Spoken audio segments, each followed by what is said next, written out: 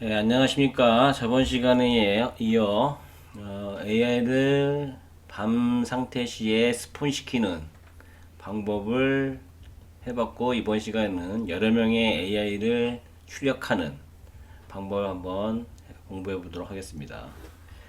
AI를 여러 개 출력하는 방법은 되게 쉬워요.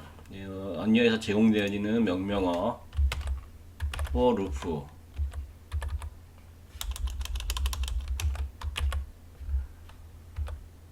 루프를 쓰면 되는데요. 여기서 출력하고 싶은 인덱스까지 10명의 인덱스를, 사실상은 이건 11개가 되겠죠. 0이 하나니까. 컴퓨터에서는 무조건 0부터 시작합니다. 그래서 이렇게 출력을 해주면, 자, 플레이를 해봤을 경우 K를 누르고 밤을 만들어서 보면 저쪽 출력이 되고 여러 개가 이게 출력이 되는 걸 볼 수가 있습니다. 밤이 돼서 잘 안 보이는데 10명이 돌아다니고 있어요.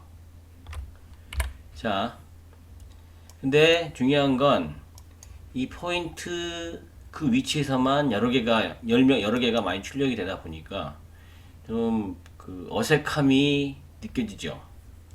그래서 여기에 어색함이 느껴지지 않도록 좀 더 넓은 영역에서 출력이 되도록 할 거예요.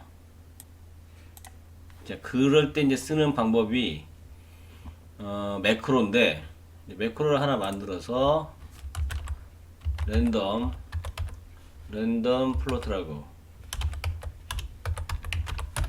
만들어주고, 인, 그 다음에 여기 보시면 여기 인풋이라는 것에 인풋과 아웃풋이 있는데, 여기는 인풋에 어떤 변수를 넣어주는 것이고요. 아웃풋은 아웃풋에 변수를 넣어주는 겁니다. 그래서 이걸 어떻게 쓰냐면요.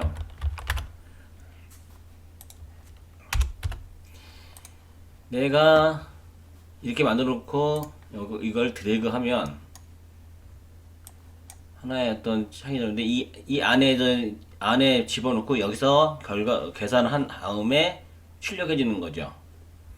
그래서 내 안에서 계산하는 방법은 내가 이 두 개의 인과 아웃을 가지고 만들어주는 겁니다. 그러니까 예를 들자면 내가 인을 가지고, 예를 들어서 그 위치가 0이잖아요. 아니, 마이너스 1이라고 했을 때 1과 마이너스 1 사이의 크기를 만들어주는 거잖아요. 그렇죠? 그러니까 내가 X축에 있는 어떤 숫자인지는 모르겠지만, 그 숫자에 몇 퍼센트부터 몇 퍼센트까지를 출력해 주겠다는 거예요. 아, 이해되나요? 그러니까 이걸 기준으로 해서 내가 어느 정도의 수치로 그 영역을 만들어 놓고 거기에 애들이 출력이 되는 겁니다. 대충 그렇게 생각하다고 하시면 알아요. 자, 그러면은 이거 자체는 어떤 거냐면, 이거 자체는 기존에 만약에 X축이라면 X축의 숫자가 나오겠죠. 이 X축의 숫자에다가 더하기 플롯 시고, 자, 내가 예를 들어서 10의 영역에 10의 영역에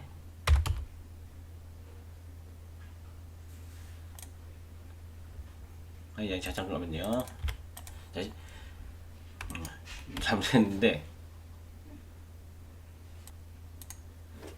자, 얘가 이 영역에 어느 정도의 위치에 랜덤 영역을 잡아놓고 출력을 할 거잖아요. 그래서 여기에 랜덤 플롯 레인지 인 레인지. 자, 이 상태에서 내가 마이너스 10에서 14에 랜덤 값을 얘한테 더해주고,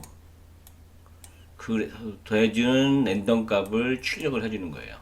자, 아시겠죠? 자, 그럼 이 출력된 랜덤 값을 왜 여기서 안 하고 이걸 이렇게 매크로로 만들었냐면, 얘는 이렇게 드래그하면 몇 개든 쓸 수가 있어요. 다시 이것처럼 계산할 필요가 없는 거죠. 그래서 내가 드래그해서 얘를 만들어주고 x축과 x축과 y축을 이런 식으로 작업을 해주면 좀 더 커지는 방법을 할 수가 있겠죠. 자, 그리고 좀 더 그리고 좀 더 어떤 수치를 그냥 일반으로 정하고 싶으면은 변수를 하나 만듭니다. 변수를 하나 만들어서 이 변수는 플롯 값이 되겠죠. 플롯 값이 될 테고, 얘가 랜덤 플롯이라고 만들어 주고, 저장을 한 후에 얘 자체 플롯 위치값을 아까 10이었죠? 10으로 만들어 주고, 랜덤 플롯에 가서 이거 자체가 이제 10이니까요. 얘는 이렇게 들어가면 되겠죠. 그리고 여기에는 반대로 곱하기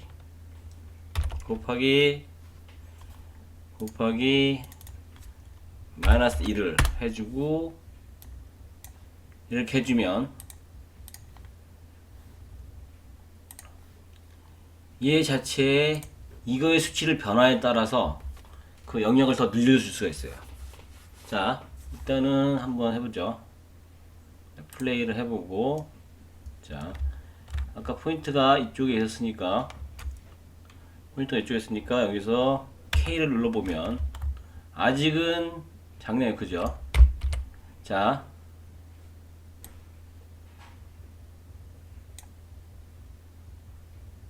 뭔가 떴는데 이거 나중에 해결하려고.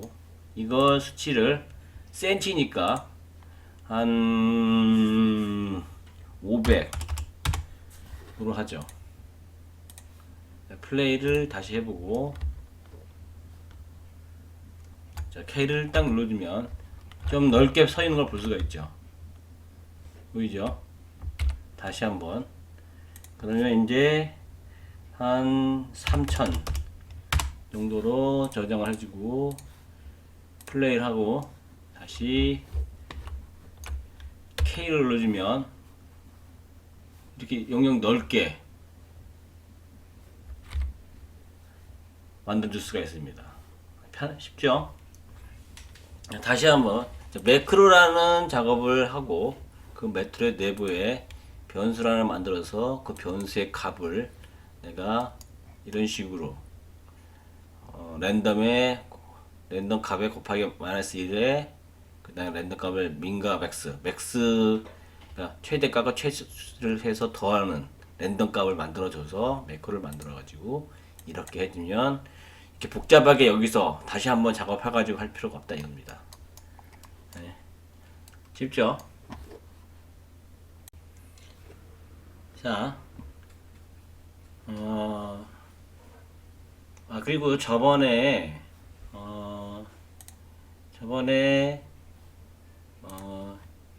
AI가 조금 더 수정을 할 필요성이 느껴져서 다시 한번 좀 추가를 하려고 해요. 다시 하기는 그렇고요. 일단은 AI 로직에 들어가시면 캐릭터를 본 상태의 기준으로 해서 분기점을 나누잖아요. 그 캐릭터를 본 시점이 이미 어떤 그 무브트 목적지가 정해진 상태이기 때문에 봤을 때 내가 바로 와야 되는데 그렇지 않고 간 다음에 그 작업을 하게 됩니다. 그래서 본 상태 시에 AI가 바로 갈 수 있도록 해야 되겠죠. 그럴 경우에는 먼저 이 두 개랑 세 개죠. 복사를 해서 여기에 봤을 때 붙여넣기를 하고,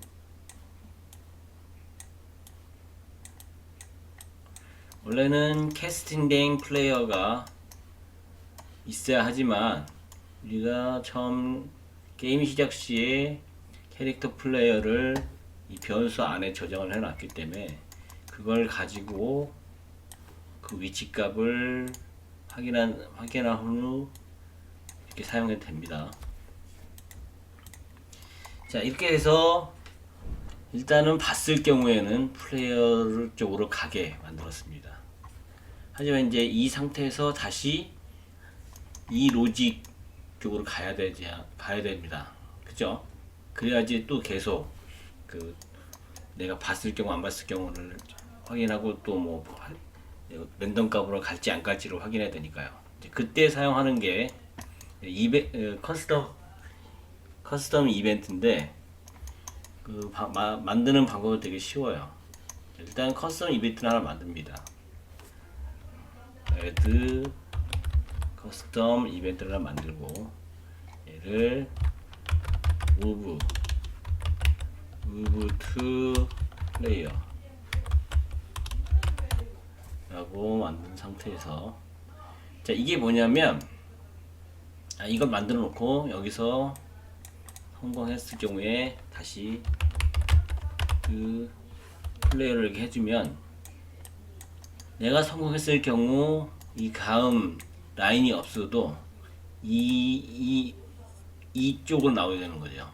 그러니까 내가 봤을 경우 무브트를 하고 move to player라는 커스텀 이벤트 로직 펑션을 불러오면 이쪽으로 가는 게 아니라 바로 이쪽으로 나오게 됩니다.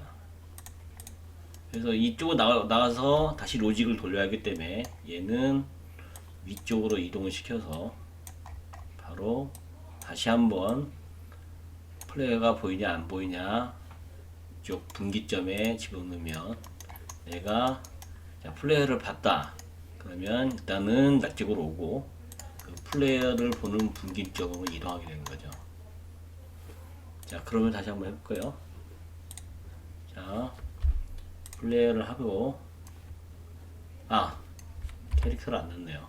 여기 상태에서 AI 캐릭터를 넣어놓고 플레이 하면,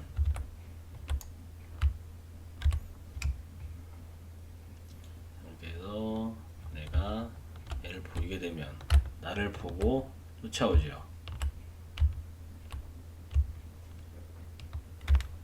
그리고 내가 얘를 통과시키면 잊어버리게 됩니다. 좀 낮았죠.